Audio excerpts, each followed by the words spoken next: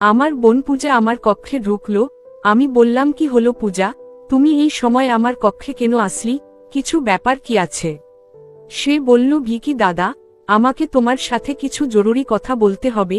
আমি বললাম, হ্যাঁ বলো, কি কথা? পূজা আমার কাছে বসে পড়ল। আজ পূজার মনটা কিছু ভালো লাগছিল না। সে নিজের নখ চিবাতে চিবাতে বলল, দাদা, এখন আমরা দুজন ভালো বন্ধু হয়ে গেছি, তাহলে তোমার কি মনে হয়? আমি বললাম, পূজা, আমি কিছু বুঝতে পারছি না।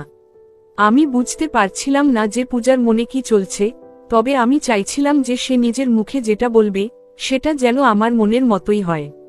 আমি বললাম, পূজা, তুমি সত্যি সত্যি বলো, তুমি আসলে কি বলতে চাও?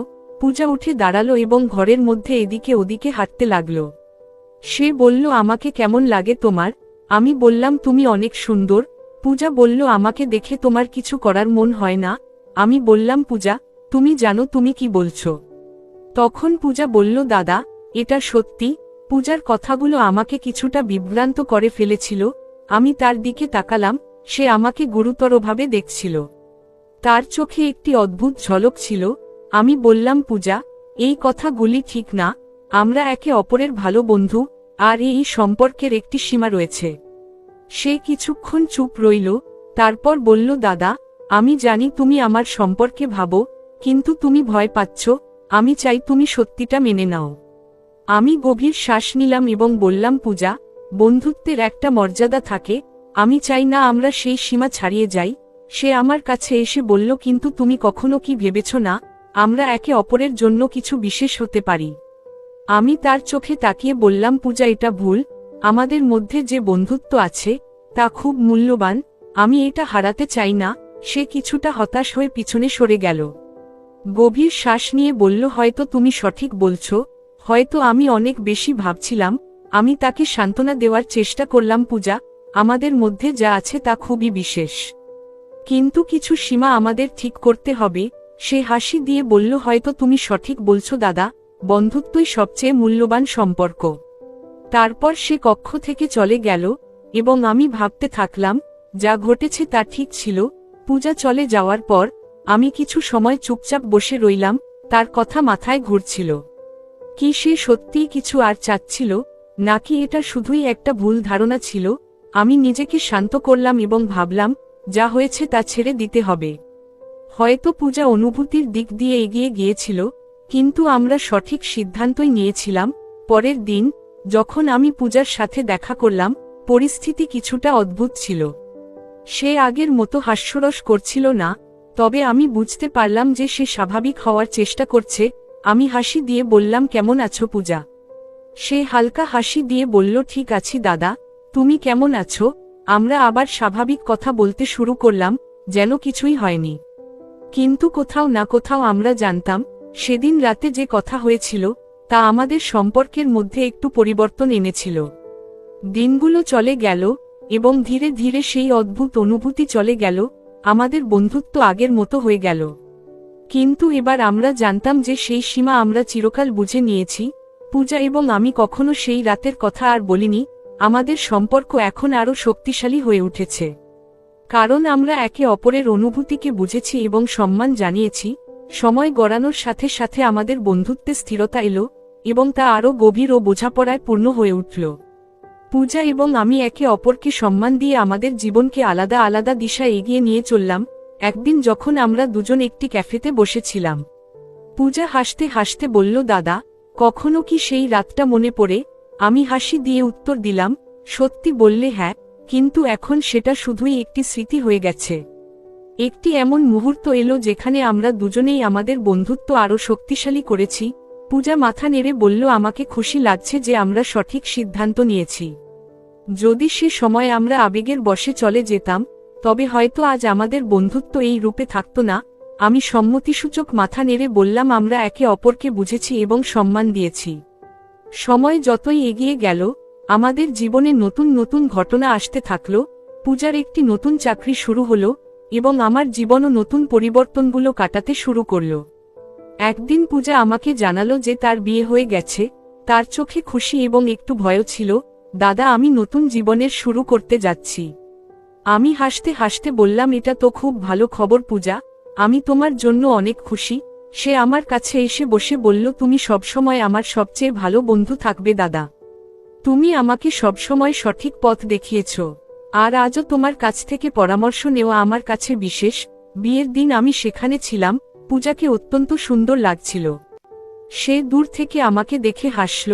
আমাদের চোখে সেই পুরনো বন্ধুত্বের চোখমক ছিল, যেখানে ছিল বিশ্বাস, বোঝাপড়া এবং সম্মান।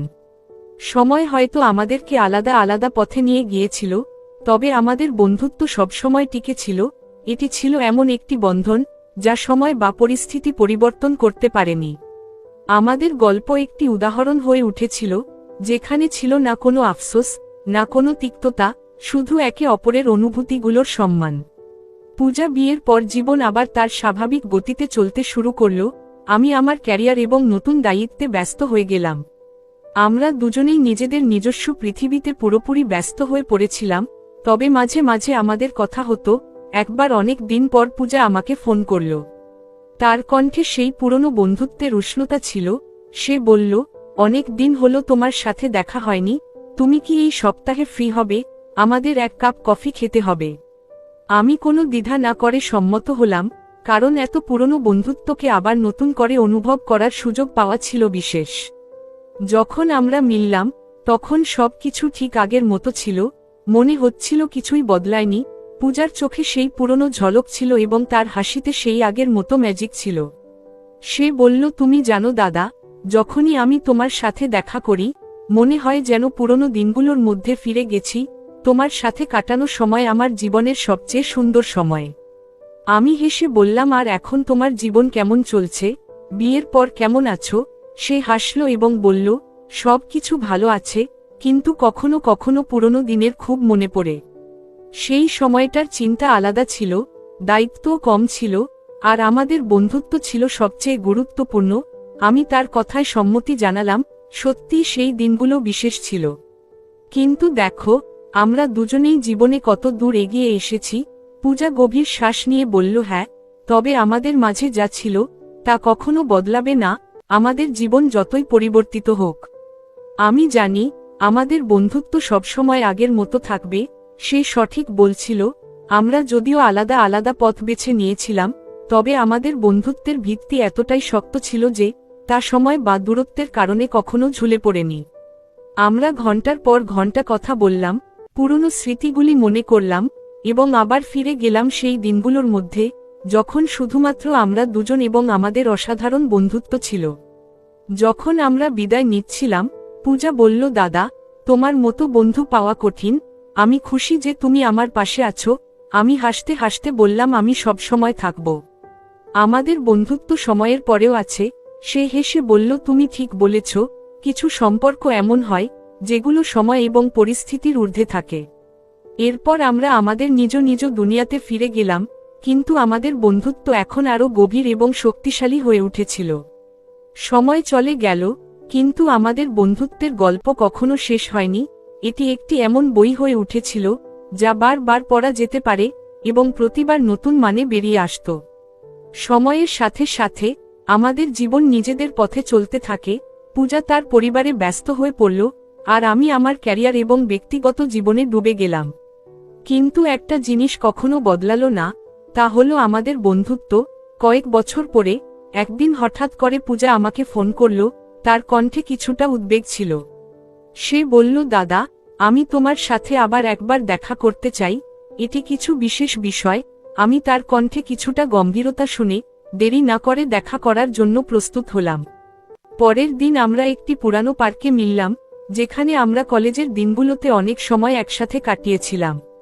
পূজা এখন কিছুটা আলাদা লাগছিল, তার মুখে কিছুটা ক্লান্তি ছিল। আমি তাকে জিজ্ঞাসা করলাম, সব ঠিক আছে পূজা? তুমি কিছুটা চিন্তিত দেখাচ্ছ। সে গভীর শ্বাস নিয়ে বলল, আমি সবসময় আমার সুখের কথা তোমার সাথে শেয়ার করতাম, কিন্তু আজ আমি একটি কঠিন পরিস্থিতির মধ্যে আছি। বিয়ের পর সবকিছু ভালো ছিল, কিন্তু এখন পরিস্থিতি বদলে গেছে। তার কথা শুনে আমি হতবাক হয়ে গেলাম। পূজা যে সবসময় ইতিবাচক এবং সুখী ছিল, আজ এত একটু মন মরা লাগছিল। আমি তাকে সাহস দিলাম, তুমি যা বলছো তা আমাকে শোনাও পূজা, আমি সবসময় তোমার পাশে আছি। সে বলল, আমি আমার সম্পর্কের মধ্যে একা অনুভব করছি। আমি জানি না কিভাবে এগোবো। তার চোখে পানি ছিল, যা হয়তো অনেকদিন ধরে জমেছিল। আমি শান্তভাবে বললাম, কোনো সম্পর্কই পারফেক্ট হয় না। তবে যদি তুমি এতটা একা অনুভব করো, তাহলে তুমি এটাকে গম্ভীরভাবে নিতে হবে। তুমি কি এ বিষয়ে তোমার স্বামীকে বলেছ? সত্যিই আমাদের বন্ধুত্ব আমাদের জীবনজুড়ে এমন অনেক কিছু শিখিয়েছে যা আমরা চিরকাল মনে রাখব। এই ছিল আজকের গল্প। যদি আমাদের ভিডিওগুলি ভালো লাগে, তাহলে লাইক এবং শেয়ার করুন, আর সবার আগে ভিডিও পেতে আমাদের চ্যানেলটাকে সাবস্ক্রাইব করুন এবং পাশে আসা বেল আইকনটি অল করে দিন। সবাইকে ধন্যবাদ।